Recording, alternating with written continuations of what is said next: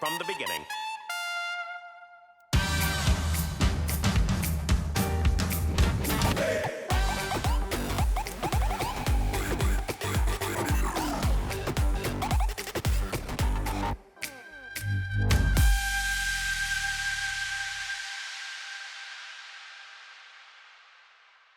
Hi guys! So I've got a very unique mukbang guest today on a very unique mukbang with Sherry. This is over a Zoom call across continents. We've never done this. Hi Deepa! Hi, Sherry! I feel like I need to be up to your energy levels here. How are you? This is going to be really weird. We're going to be eating on a Zoom call. We planned to do this, like months ago? Yeah, when you were in And then- India last time. Yeah. And then it would have been actually like yummy biryani that we could have been eating. So what have you got to eat? I've actually got some prawn pulao in your honor because I was like, if I have Deepa as a guest, I have to have some kind of pulao biryani because I know that's your favorite thing to eat. I knew it. I was like, oh my god, that bee is gonna get biryani and eat it in front of my face, and I'm gonna be like, yeah, sucky bread and pancake and. What have I mean, you it's not got? sucky. What have you got? Show us your food. I have this. It's like brunch time here, so I have this. It's like a bread, and thing is, the Dutch love anything to do with bread. So this one is called a broodje, which is bread in Dutch, and then this particular one has a Surinamese flavor, and Suriname is actually surprising. Did you know about Suriname? That they back in the day, 100 years ago, they took a lot of Indian slaves. The Dutch did from India to Suriname, which is a country in Latin America. So their food has this combination of Indian, African, and Indonesian flavors. So this bread has basically that Surinamese flavor, and it's really yummy. So Maz is barking and your little one has come to the Hey, Koobs. Whenever she smells the food, she's here. and she's probably hearing Maz bark and is like, where the hell is this dog and why am I hearing this? She loves doggies. And my other small one is probably sleeping. Yeah, she's like... Hi. Koobi, look. Say hi to Hi, Auntie Koobi. Sherry. Mine is the naughty one you're listening to. He's barking at the cats on the road. I love it. This is already like a total Zoom call with dogs barking. Craziness. Sorry, so you were talking about the bread. Going back to the bread. So it's basically this really nice like bread, but then the flavor is still quite Indian, so it's great. And then they have this spicy sauce which is made of a super spicy pepper called Madame Chanette. And it's like really just like jalapeno times 100. Oh, yum. It's like the zing. So it's very nice. So I'm gonna put this in the bread. And then for dessert, what's your dessert? My dessert is mango and fresh cream. Yummy! You're making me so jealous. I was like, I'm gonna come with things that you can't get. I know, that's so mean, but it's okay. And I have healthy dessert because I worked out That really looks hard quite yesterday yummy. and my muscles are very sore. So it's a protein pancake, apples, and then peanut butter. Oh wow, that looks good. Okay, so I'm gonna start eating and start quizzing you. First up, what has life in lockdown been like, and what are you on now? Now you guys are out and about, right? Yeah, so like a couple of days ago, the Dutch basically had a press release where they're now like, they did intelligent lockdown and it really worked because you know the thing in this part of the world is people actually listen to their governments a lot. So when they say please don't do something, they don't do it. And so we were in lockdown also way earlier than India, right? Because as soon as I came back from Milan Fashion Week, already then if the scare started, so already from back then Europe started going in lockdown, and then India was a bit later, and then US was a bit later. So we've already been in lockdown for 2 months. And so just 2 days ago, I think the economy was suffering a little too much that they said we're gonna open up basically everything, like terraces are opening up, restaurants, nail salon, everything, but everyone has to be extra cautious, and if you have any symptoms, then you know you need to stay at home. But isn't that Nay. scary? Kubi nay. In your month. Kubi, in your month. In your month, I'm learning some Dutch from Deepa. In your month is in your bed, people. in your month, and then klar means that's it. Klar. End of word. Okay, so Klar. Klar. Clark. But yeah, so that's what's been happening in my side of the world. How is your lockdown? So Maharashtra is a bit crazy right now. Like Bombay is one of the worst hit. So we've been in lockdown forever. I haven't left the house in ages, and Like not even left it to walk the dog. no, so just down, yeah, just under my building, but that's it. Like not even beyond that. Jesus. It's really strict, and I think it's been really hard because I think we've as Indians, I don't think we're like equipped to sit in one place. We're always like all over the place, going here, going there, and luckily like the home deliveries have been great for groceries and all of that, so it's been really easy to not go out if you don't need to. But I like the other day we had they opened all the liquor stores and there were like super long lines for alcohol, which was ridiculous.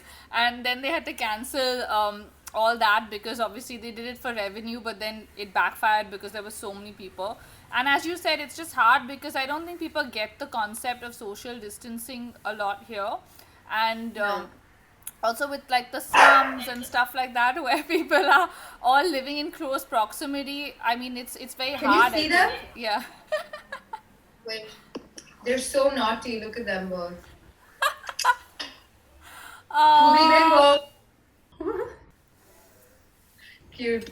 No, I know, babe. That's it, though. Like the social, like we are social animals, and literally taking away that very thing from us that we cannot be any social. Like I think in the beginning, I was like, oh yeah, I can rest a bit.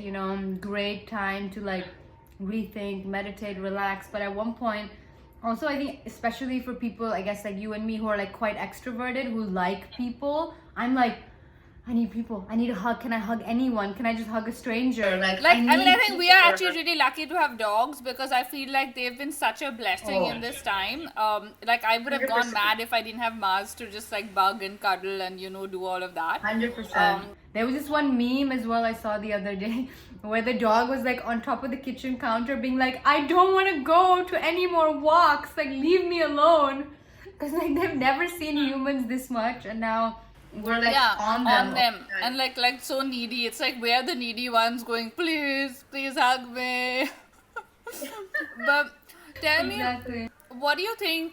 How do you think the whole, content creation space is going to get affected by this? I mean, I feel like, for me, I'm really glad because I see a lot more people being conscious, and I feel like more people are taking a step back to kind of reflect and not do as much brand work and like stuff like that, and just kind of like think and slow down, which I think had become a little excessive, right? Like in the last few, like a couple of years, it had gone crazy. Maz, shush. Our entire mukbang is my dog barking or your dog barking.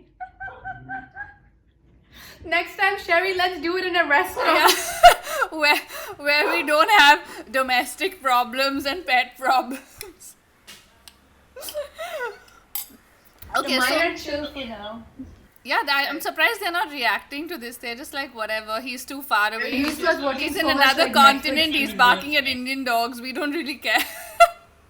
They would love your dog, I'm sure. Yours is also stray, huh? Yeah. So, what is your thought process on that? Yeah. I mean, I think also personally, like it was such a great moment to like step back for a second and be like, okay, what is the content that I want to give my followers of value and of, either entertainment or value. Like it has to be one of those two things. Otherwise, like you said, the overdoing it of like brand was getting too much for everyone. And what I noticed in general is people have like gone on to more like wholesome, like family, more like sharing things in their life type of content. And then when TikTok exploded, I think people like that was their angle into going into the more entertainment, like the amount of video ideas I've posted on my on my Instagram that was inspired by TikTok videos is amazing. Like, so in a way, content became a lot more easy and not so rigid. Like I feel like in the beginning it was like feed has to be perfect, this has to be perfect, that, and now people are just like posting videos, posting just very. It's more yeah, laid like, back. casual. Like I think this whole like at home chill, you don't have to dress up, Yeah. you don't have to wear makeup, and I feel like, as you said, it's becoming fun. Like people are Yeah, trying to have absolutely. fun and not be as like serious in the situation. But how do you And think? also like motivated, you know, like what I love posting these days is a lot of like motivational content and like sharing your vulnerability, sharing your weakness. And it's not like, you know, so far they've all seen Instagram's perfect life and everyone's perfect, you know, photo perfect life. And I think now is the moment to share more of your unperfect life and, you know, the journey you've been through and the kind of stuff you've done. And also what I love and what we're doing right now is a lot of collaborations are happening. Like you remember with our Don't Rush challenge that we did as well. It's like when else would we all have a creative idea like that to come together and like, you know, like actually connect and And when else would collaborate everyone have been free? That was what I was thinking, because Yeah. everybody Scheduled. was home and like ready to shoot. Like otherwise, you know, people are always shooting outdoors, or someone's got something else going, somebody's traveling. Like I feel like we were all in one space in that sense of like, yeah, we're in the same headspace of being locked up. Let's do something fun. Let's do something exciting. Yeah. And do you think like the future of this whole content creation space is going to change? Like I feel like a lot of travel content creators, obviously, like there was a little bit of excessiveness in that space of just, you know, pretty photos on Instagram, as you said. And like the whole travel space had kind of just become that. And I've been doing a lot of, you know, on Quarantine Charity, we've had a lot of sessions where we're speaking to a lot of people in the travel space, and they've been saying that it's kind of good that we know we're done with that angle and people are going to focus more on actual like holistic reviews and things like that, because it just can't be people going and posting pretty pictures in a place and being like, oh yeah, go here, you know. Yeah, So do you think agreed. like that's going to change like for good? I think there's always in social media, in life, and in the world, like trends come and go, right? So even in Instagram, if you remember when we first started, it was like this craze about the avocado toast and everyone taking photos of their food and like what they're eating, right? And everyone did it. And then after that, indeed, it was like that perfect, picture perfect Positano photo or like the Paris photo or like and then with like the extreme editing of making the sky like pink in color and the la la la. And then that finished. And then I feel like it indeed became like what I see right now, the content that's doing the best is truly just wholesome, family, like relatability stuff, you know? Like where real people can, stuff. Yeah. like real stuff. Even if I look at my own, even just the Mother's Day post I did or something, like the amount of reach family stuff does compared to anything else I do. Or if it's like value, like if I give value and family, like those do the best compared to anything else. So I think right now it is for sure gonna be that. And do I think travel and content is gonna be changed forever? Yes, I think this, you know, lockdown probably catalyzed this whole thing even more. It was kind of going in that direction anyway, because people were like, we want more real content creators, we don't want fake ad, we don't want this. Like it was kind of going in that route, but now it's, I think, just like expedited the whole process. So that's really, yeah, I'm really happy for it as well. I'm gonna give you a chance to eat, and I'm gonna let you ask me a question.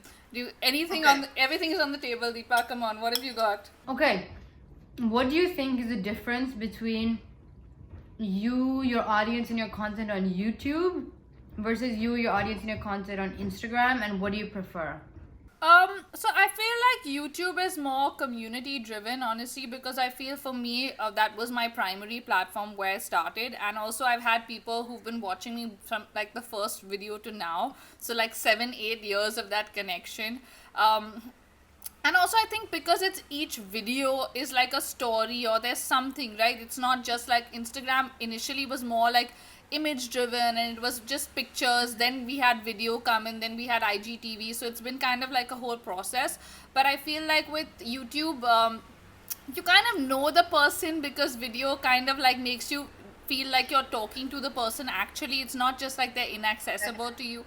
And so for me, that's the difference. I feel like my YouTube community is much stronger as to like Instagram. I might have a lot of people who follow me, but they might not know about my life or might not remember things about me.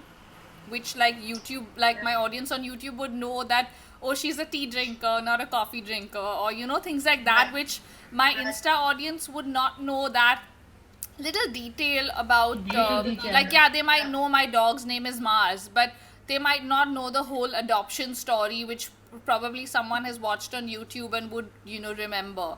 So I feel like that's the difference for me, because my content is more video on YouTube and more image on Insta. I feel like there's a deeper connection through YouTube for me than there is on Insta, because I've not been doing that much of like video stuff. Yeah. Have you noticed your audience on YouTube grow with you in the last 8 years? And like have a lot of them, I don't know, got busy and Yeah. had jobs and So stuff? a lot of people have gotten married, got jobs, finished school, finished college. So in a sense, there's that evolution for everybody. Like even for me, because I feel like I've evolved through that content, right? Like I was like not married. This whole influencer thing was not such a big deal then when I started out. Yeah. I feel like everything has grown, and so has the audience kind of grown with that, But then do they watch as much YouTube if they all have such busy lives? YouTube has become kind of like a Netflix in people's lives now, because earlier, the trend used to be short form content before. Like we would do 1 minute videos, 2 minute videos, all about quick tutorials, and it wasn't about like, oh, let's put a 20-minute video up like this now.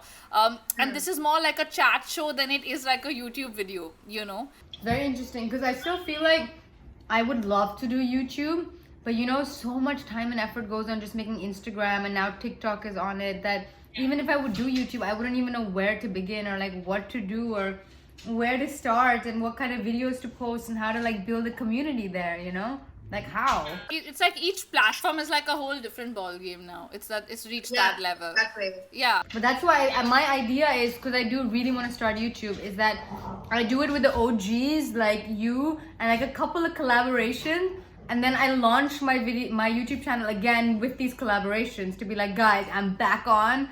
And just do things that maybe don't take that much effort to begin with. Like husband does my makeup, tutorials, like that kind of stuff, just to start it off. And then if I get more comfortable with YouTube, like I did with Instagram, then maybe vlog, because I feel like vlog is such a commitment. Yeah. Oh my goodness. Like People don't realize it, but it's like a full-time job from morning to night, especially when you vlog. Like when I travel and vlog, people are like, oh my god, like we didn't realize this is it. Like I'm like, yeah, you don't really have any time to kind of chill. You're kind of working throughout. Remember in the Post for Change trip we went to, and like we had a film crew, but you were still vlogging the whole journey. I'm like, how? But somehow you were like really professional about it, because like when we were at dinner and eating, you would literally be like, hey guys, we're at dinner, la la la, done, and then the camera's off and like finish, because I feel like you have the storyline in your head or something. No, so I shoot as I edit. Like I edit as I shoot. So I kind of shoot already what I knowing what I'm going to edit, because I've been doing this for so long that I kind of know how my vlogs work or what I'm going to put, in them. So it kind of gets into that slot. But speaking of Post for Change, that is something pretty incredible that you and Oleg started, and I'm so glad that I was part of the first trip that we did. What are the future plans for it now? Is it going to be focused more on COVID relief? What are your plans? I'm sure you're planning something epic. No, absolutely. I think, Post for Change, you were the OG who started us off as well. And I'm so proud of what you're doing, babe. I know I haven't like personally said it to you. I texted you this, but I'm so proud of Quarant Charity. How do you say? Yeah, Quarant Quarant Charity. Charity. Cool name as well. And I'm so proud of, I always knew you were going to do something in this space anyway, but it's so amazing to see how big you've done it, and like, great timing as well. When people really needed that, you were like, I'm going to make it happen. So that's amazing. Thank you. But with Post for Change, I think the plan is indeed, like now we have a team of like 4 or 5 people. We're applying for some massive funds around the world, because the money is not really for us, but it's more so we can actually make this more of a, like, because me and Oleg were putting money out of our pocket and time out of our pocket, but I think it's time to like professionalize it and do it bigger. And of course UNICEF is still a massive partner. Like we are doing another menstrual hygiene day online campaign soon, which is going to be really big. And now we have massive brands like Selfridge is on board, the L'Oreal team on board, like from HQ level, you know. So it's just really nice to be able to doing it at such a large scale. And the goal would be, imagine if one day, you know, like something like the Australian bushfires happened again, and that we could get influencers from all over the world to fly down there while it's happening to show the world live on their phones, like, guys, we need to fund, like, let's donate, let's do something, like really like live happening, instead of you know, kind of a bit slower like we usually do. Or for big causes like, say, children's education, that we could get 20 countries and 20 influencers on those countries on the same day, like boosting this message together. Like, I think that would show the world the true power of, you know, people and social media and influencers combined effort. And that's always been the goal for Post for Change, is that combined power that we have in working together and making a big change. Yeah, That's so amazing. exciting. Can't wait. Okay, I'm gonna move on to my pancake now. Yeah, move on to your pancake, and I'm gonna move on to my mango and cream. I want to Yummy. I want to talk to you about something really serious, which I think you and Oleg have done an incredible job about kind of projecting equality in relationships. I recently saw a post of you saying how sexy men look when they do housework. And I mean, right from your wedding to, you know, the surnames to touching each other's feet, I feel like you've always made a very conscious effort to kind of, you know, break the mold of this traditional Indian woman who has to be submissive to her husband, etc., etc.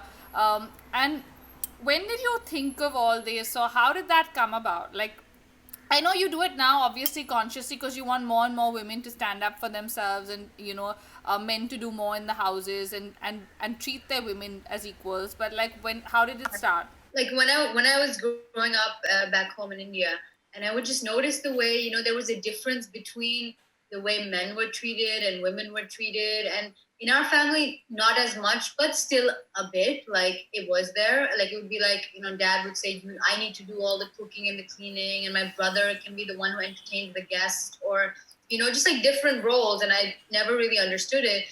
That combined with the fact that I was quite, I think, from birth a feminist, like quite a feisty one, being like, why? Like I am as capable as him to do this and this, or, you know, I never, I think personality wise either, like took on that role. I think when Oleg and I got together, and he is a feminist in his own right, for us it was like a total like no brainer. Like, of course we're both gonna be feminist. I don't even like the word feminist, but equalist. Like we're both equal. So when our wedding happened, it was more internal discussion where I said to him that I find it really weird that, you know, why do women, I've had this identity of being Deepa Khosla my entire life. Why does that suddenly have to change? Like, but while the man gets to keep his identity, why do I have to change it?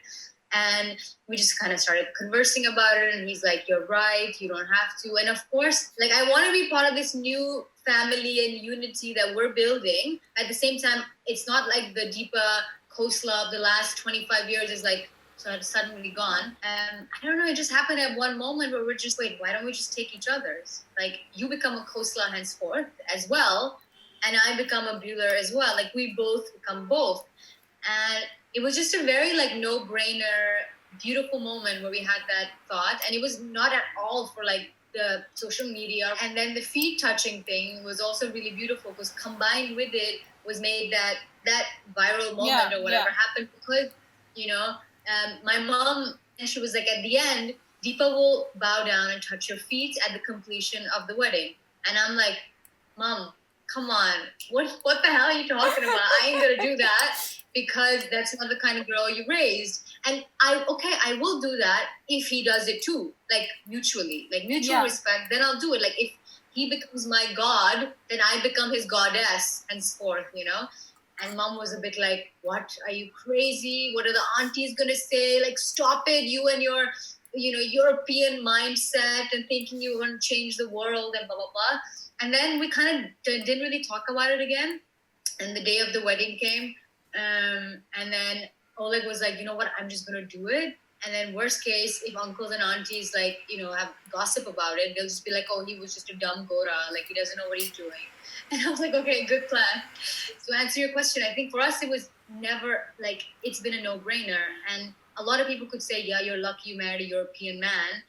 But me, the Hindustani, has always been that. Yeah. Like, no matter who I would have married, even if he was an Indian man, I would still have the same arguments. I love that there's so much respect and equality in the relationship, and that comes through. I've met you guys together. I see you guys online, and I love that a lot of young Indian girls are looking at that and thinking, yeah, that could be me, instead of just thinking that, oh, I have to change my name, or I just feel like there's so many things we need to change in society, and we don't realize them. They're little things, but as in, like, I feel like that one post that you did could have changed so many lives, and so many women could have seen that and gotten inspired to say, okay, I also don't want to just touch my husband's feet, I want him to touch mine as well. Thank you, babe. I mean, it really, really like feels good. And like you said, the amount of like messages and like, that's it. Like when people ask you, why do you do what you do? And I'm sure you get the same. When you can touch even a single life, and like a single young girl somewhere in Jharkhand writes to you saying, wow, that's also a way of things to be done. That whole pressure of adapting, and like, I think that angle of, oh, when girls get married, they have to change everything. I feel like that definitely people need to change that mindset, which I'm so glad that we can maybe try and at least offer a little help there and do what we can to do it. But I love that you're so vocal about it, which is what I feel like more and more people need to see it, whether you live in India or not, whether you have a Gora as a husband or not. None of those things matter. I think the fact that there are two individuals who've taken this decision and are doing this, that's what matters. And I think, like, yes, I live in Europe now, and yes, I have a European husband, whatever. But the thing is, I was still that Indian girl who went through the injustice and unfairness and would be like, huh?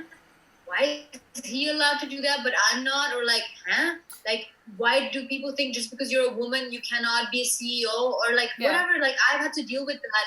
And that feistiness inside me was like, I'm going to prove them wrong. Like, I'm going to show them you can be that, And I think that's the kind of like fire. And like, I can feel it in India. Like the women in India, the girls in India, every time I come home, I'm like, there's an uprising. Yeah. Even when I talk to like other influencers or like women who are, I don't know, makeup artists, hair artists, anyone, there's all this just like, there's just like, we're done with this. Why should I make chai for my man every morning and he can't get out of bed? Like something as simple as that. It's like, no, you can make chai half the time and I'll make chai the other half. Of course, like there's lots of us that come from a privileged background, which, as you said, there's always the argument of, oh, you're lucky your parents are this way, you're lucky your husband is this way, you're lucky, but the point is, lucky or not, I mean, I think at some level we've also taken a decision to make sure our lives are this way or go in this direction. Honestly, it wasn't easy for me. I would have still pushed it and struggled with it. I wouldn't have just sat back and been like, oh yeah, I'm gonna cook, clean, and just my be life like, yeah. Okay, so I'm going to ask you some questions. It's time for the rapid fire. Deepa, you ready? Okay, first up, mutton biryani or chicken biryani? Chicken. One line that keeps you motivated and keeps you going. Amor fati. That means... What does that mean? In Latin, it means love your destiny. And I basically believe everything that happens to you in life, shit, good, bad, everything happens for a reason. Either to teach you or to make you go forward or something. So just love your destiny. Amor fati. Favorite movie? Shawshank Redemption. Favorite song? Oh God, that keeps changing. Right now it's Boss Bitch by Doja Cat. Favorite designer? Indian and international? Sabya for life, and international, I think Joanna Ortiz. I love her stuff. Okay, complete the sentence. Desi girls are fire, savage, feisty. Dogs are love. Deepa is boss bitch. Oleg is my my everything. And last but not the least, obviously, Sherry is. Sherry's a queen! With a K. Thank you so much for doing this This is and crazy. stay safe. I don't know when we're going to see each other next. I think it's going to be Zoom calls for a while, sadly. And we're going to do another one for Deepa's channel. So make sure you stay tuned because I'm going to post about that as well. And thank you for doing this, guys. If you enjoyed the video, give it a thumbs up. Subscribe to Deepa's channel. I will put it in the comments below. Yay! And we will be doing Subscribe. another part 2 of this. We're going to do a challenge on her channel. And yeah, so comment with your thoughts on quarantine, on Deepa, on me, anything. We'd love to hear from you guys. Stay home and stay Love you guys. safe. Love, love, love. Virtual hug.